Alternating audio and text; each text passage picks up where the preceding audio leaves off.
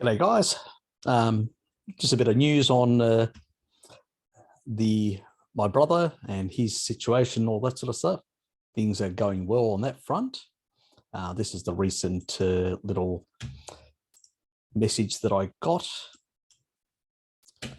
Obviously, I blanketed out his name and his phone number and all that. We don't need that.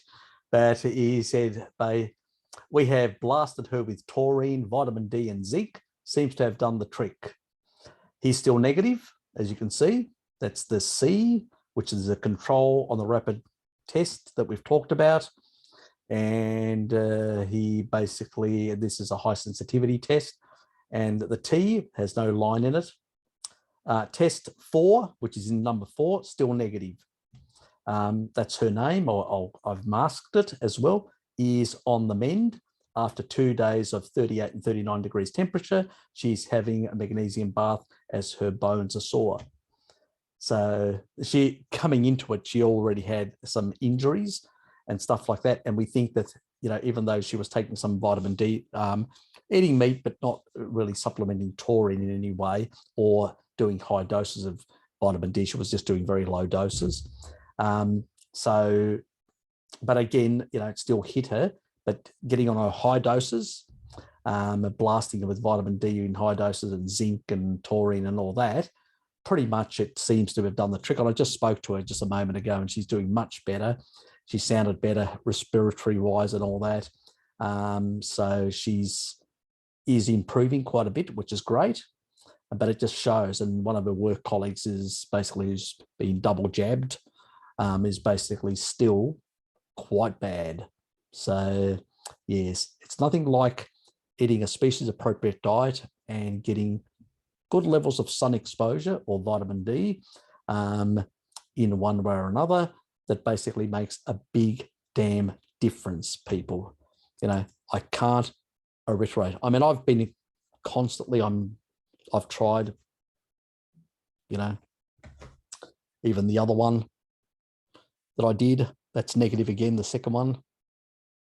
So as you can see, nothing there, nothing to see, absolutely nothing to see. Can you see? Nothing to see. There's no line on the T. So even the second one, nothing. So basically, I don't know whether it's even worth buying another one of these, whether it's, whether I need to bother buying another one of these or not. But anyway, because when you're around people that have been, you sort of have to do the right thing in that regard. So it's still, I hope it's tax deductible. I have taken a photo of the invoice. So I hope I get my money back in that regard, since it's a personal expense in that regard, just to make sure that, as long as my T lymphocyte in the nasal area, in the throat, in the mouth and throat, are stopping anything getting through to create any infection inside my lung cells. It's not getting there. If it's not getting there, there's not going to be an antigen response, is there? It's going to be 0. He's at fourth, and he's around. I mean, even today he was basically, around these. He's basically, I said, he said, because he actually were arguing who got more exposure, and he said, I've been more exposed than you and all that. And I go, fine. So I said, yes, you're a strong man. Anyway, a bit of competition between brothers, what it's like. But pretty much, he's been French kissing her and everything, sleeping with her, he said to me, I think she's trying to infect me, Harry. I said, you're safe, mate. You're safe. You've got high taurine levels, high vitamin D levels, zinc. You're fine. You're absolutely, unapproachable. You are anti-Omicron. You're an anti-Omicron man. There is no way it's going to get through those initial barriers with your T lymphocytes being so high that are just whacking it for 6. You can't get an infection. This is what we noticed in the tribal areas, the difference even that, remember when I was talking to, I actually had a chat right after the actual meeting with Mary Ruddock when I had, and she was talking about the tribal areas. She had noticed that in Nairobi and the other cities in Africa where there was a bit of COVID around, they are kibble eaters in cities. Unfortunately, people eat processed foods, for what they call as Western A. Price used to call them foods of civilization, tend to be in urban areas in Africa today, nowadays is in particular. But if you go to rural areas like the tribal areas or whatever, nothing. People there are living off the land. They're living basically eating ancestral and they're in the sun and earthing themselves. And those people are bulletproof, absolutely bulletproof. It's only the kids coming back from the schools eating kibble and being indoors and not getting enough sun exposure that were more vulnerable to pathogens in the environment. She noticed that as well. So these are really important things, that makes a big difference. An ancestral diet and getting sufficient sun exposure, or unfortunately in our modern world, supplementing, makes the big difference. I see it from my brother, completely and utterly immune, getting nothing, negative tests upon negative tests and upon negative tests. He just keeps on doing negative tests. I just think it's a waste of money, but he does it because he says, look, if I do get a positive, I'll stay away from work. But as long as I get a negative test, I'm good to go. And he can't believe it that he basically is so heavily exposed to, two people in the family. And the younger daughter, she's basically nothing as well. And I suspect because, lunchbox, she's probably, he eats a lot of meat like me, he's more low carb and he does a lot of cheating. Well, I do a bit, but anyway, I've sort of cut back on the cheating side as much as possible, but I can't consider myself a Puritan, so I don't. But, that doesn't negate the science. The science is still valid in terms of an ancestral diet and all that. Whether I comply with it fully or Bart or anyone, we're humans after all in a very food, susceptible environment, like a lot of us. So anybody claiming that they're Puritans or that, it's just, they're lying to themselves or lying to others. I'd never do that to anyone. But, I try as hard as possible, keeping those sort of things at bay as much as possible. Sometimes I do fall off the wagon. I'm human after all, but I don't claim otherwise. But I realized after this sort of experience with, something, and he actually said to me, today, he said, well, I said, listen, it's 70 times more contagious than the previous variants. It's very contagious. You only have to be next to a person. I've been next to his daughter. I've been next to his partner who actually got it, but her status was much lower. And I said, you're next to them every day. Aren't you convinced? He said, yeah, I am. He's completely convinced now. He knows that good animal foods, high levels of taurine, high levels of vitamin D just makes you bulletproof.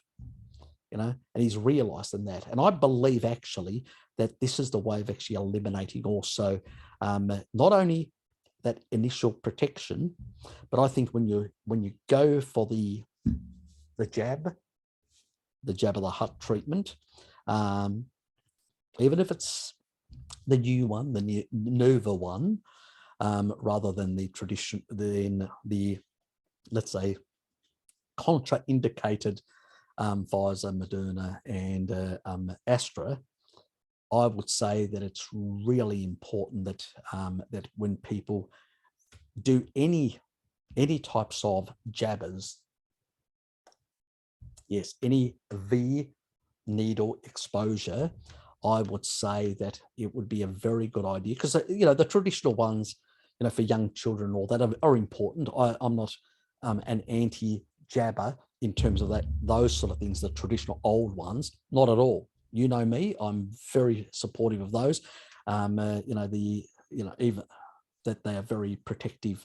When it comes to things like measles, polio, or whatever, we really need to be cognizant of that reality. And there's a lot of bullshit in there. I do not subscribe to those sort of to the anti-vaxxer brigade at all. I think that if you've got a very strong immune system, you probably could survive even those things. but I wouldn't take risks with my children. If I was a parent with children, I would not take that risk in that regard. When, if you're going into it, I would say up the taurine level. So for a very young child, I'd say 1 gram of taurine, and also 2,000 IUs of vitamin D for a month before they go for any jabber, whatever. I do not vehemently, the new technology, I do not recommend. That's my personal opinion, not a medical advice at all. My personal opinion, I have zero confidence in experimental stuff that basically failed miserably in oncology and had massive side effects. And we're seeing those same things happening now. I have zero confidence in that shit technology. Let me make it quite clear. But when it comes to traditional ones, I've done a phase 3 on Nova.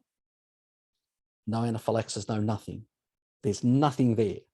It's a traditional jabber with no incidence of any significance there.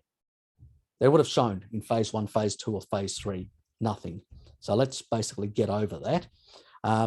Do I think it's necessary? No. From my experience seeing, this woman, she's unjabbered. My brother is unjabbered. I'm unjabbered. And basically, we're bulletproof. Well, she isn't, because now she's getting really better. And now she realizes the importance of taurine and all that. I've even said to her, you need to get taurine to your daughter, and you need to get taurine and vitamin D up her levels for the next month, because she walked with us and she's no longer symptomatic. Well, she's negative now. But the thing is, she's still basically, really having the after effects, the matrix metalloproteinases, the MMPs, collagen degrading enzymes that have gone into the lungs that need to be regulated by vitamin D have done some damage to her lungs, and she was struggling up the hill. And she's, we're talking about a young child, a young teenager. Okay, I had more endurance, and so did her stepfather. That makes a difference. So it's really important that you understand, that people understand the importance of the sun and an ancestral diet. If you want to protect your children, your family, and yourself, very important. At a minimum, because, some of your families are basically, let's say, hard to convince, at least if they supplement with vitamin D and supplement with taurine, it will go a long way to help their T lymphocyte levels and reduce the amount of problems. Now, also in terms of clearance of jabber, the HUT, the Pfizer jabber, the Moderna, and the Astra, long C19 syndrome, and the long jabber syndrome, you need to clear all that out of your system. T lymphocytes are the main thing. They are the main thing that go inside the cell and clear out the foreign proteins. So you really have to get your vitamin D levels up, and you really have to get your taurine levels up. So with adults, it's usually 4 grams and 10,000 IUs for the next quite a few months, 6 months. With younger teenagers, it's about 2 grams and around 4,000 to 5,000 IUs for the next couple of months. And for young children, I would say 1 gram of taurine and 2,000 IUs, for the next couple of months. And before going to get any type, the normal, MMR or whatever, this is personal information, not medical advice. This is my personal information, my own experience, and the literature, the scientific literature that I've looked at. And the many N's of 1 that I've got responses from people, including within my family and all that, have actually responded and are convinced, have seen. I mean, look, being exposed to that level and getting 4 negative tests where everybody's getting positive tests and you're getting negative tests, that says that everything is being eliminated before it can even get into the lungs. That is the difference between ancestral diet. And I mean, that's what even Mary Ruddock had noticed in the tribal areas. There was none no C19. Again, sun, vitamin D, animal foods, taurine. If you're not convinced by that data, I don't know what will convince you. I have no idea what will convince you. But you can't be basically with person with a variant that is 70 times 70 times more contagious than the previous variants. You're sitting there in the same bed, French kissing, and you're telling me that basically you're getting negative tests. You know, I mean, for effing sake, you know, you have to be brain dead not to be convinced that basically the general bullshit that's out there, there is a lot of nonsense about it. You know, wake up to yourselves. The reality is there's a lot of bullshit, and an ancestral diet with good vitamin D status is your ultimate protection. But that's my personal opinion. This is not medical advice. You know, I hope the YouTube AI is listening. This is not medical advice. This is just my personal opinion. But I think it's compelling, the sort of this experience. And I think, and a number of other people have come back to me, you know, in comments and all that, have said that they've had very similar experience within their families and stuff like that, where other members of their family have been double Jabba the Hutted, and they still have far worse outcomes where they on taurine and vitamin D have completely been asymptomatic. It does not surprise me. Again, the dosages. When it comes to taurine, 1 gram for young children, 2 grams for teenagers, 4 grams for any adult. When it comes to vitamin D, 2 for the child, 2,000 IUs, 4,000 IUs for the teenager, and basically 10,000 IUs for the adult, either pre or post any of these sort of issues. And do it for a number of months. We need to clear out all that viral, that foreign viral material out of our system, whether it's come from Jabba the Hutt or it's come from the actual exposure to the pathogen itself. Sort yourselves out. I hope this information is helpful to you and your family.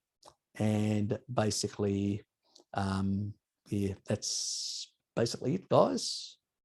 Be well and be nice and kind to each other. Anyway, see yous.